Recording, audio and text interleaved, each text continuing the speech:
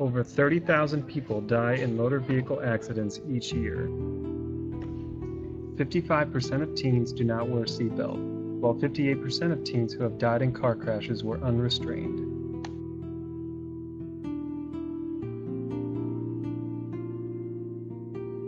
The 5 seconds it takes for you to put on a seatbelt can save your life.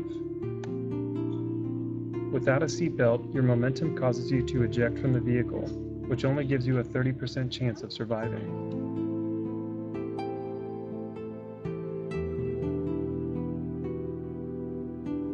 Make the correct choice.